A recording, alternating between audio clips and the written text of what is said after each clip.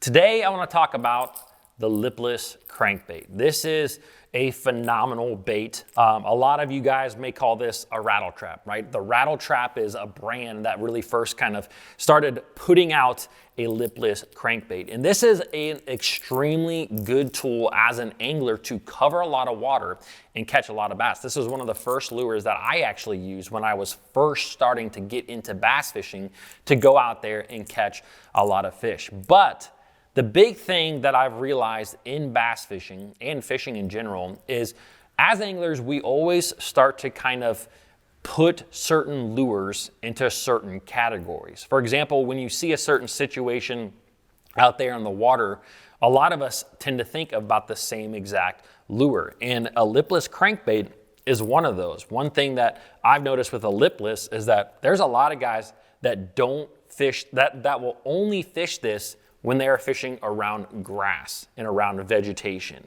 And you know, this is something that, I don't know if it started in Texas, but it definitely grew in popularity down there where a lot of guys were fishing the hydrillas and the coontail, the milfoil that all grow down there with lipless crankbaits and catching the fire out of bass. And so I think it just has been instilled in a lot of anglers that this is a grass bait. And I want you to know today that this is not just a grass bait. And because so many anglers associate this particular bait with grass, that means in a lot of other situations, they're not throwing it. And I say all the time on this channel, on the Bass Fishing HQ channel, if you can do something that is different, it will help you to catch bass. If bass see something that they don't normally see, they're a lot more likely to inspect it, to go up there and hit it. And it can help you to catch a lot more fish. Now, there's two retrieves that I do when I am not fishing this bait around grass that help me to catch a lot of fish on it. There's actually three,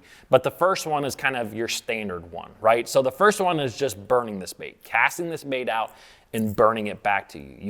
You can catch a lot of fish this way, but I think it is way more effective to impart a little bit of action into this bait. Now, when I first learned to fish this bait, my uncle who lives down in Florida actually taught me how to fish it. And he said the biggest thing that you can do is kill this bait from time to time. And so he showed me, you cast this bait out, you rip it, 1, 2, 3, 4, 5, 6, 7, 8, 9, and then you kill it. And you just let that bait fall. And then you reel it as fast as you can, bam, kill it. Let that bait fall. And I will do that all the way back to the boat. And I remember him showing me this, and in the process of him showing me, he caught a bass. And I was like, my mind was blown. I was like 13 years old, and I'm like, oh my gosh.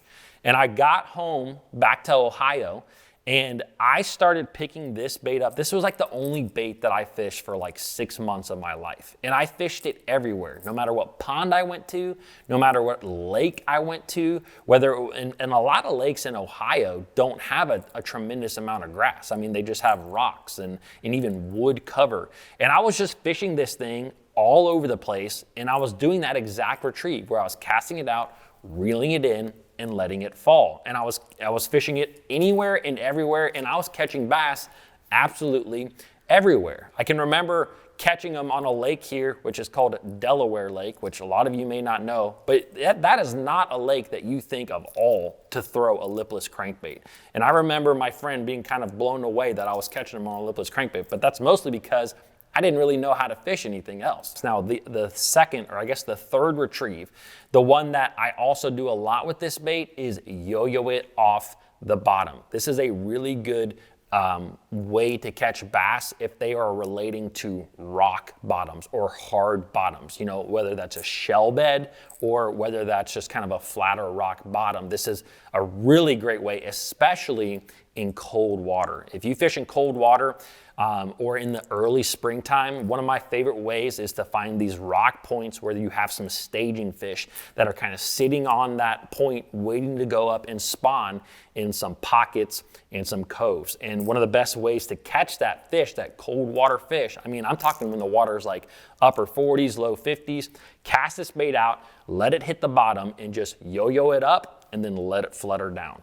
Yo-yo it up and let it flutter down. And that will catch you some giant bass. It's a very, very effective technique. I think sometimes it catches fish even better than like a jig in some of those same areas. It's just something that's different. So guys, the big point of this video, just remember that a lipless crankbait is not just for grass. Now, if you want to watch my most recent video that I did yesterday, you can click on it right here, and I will see you guys tomorrow.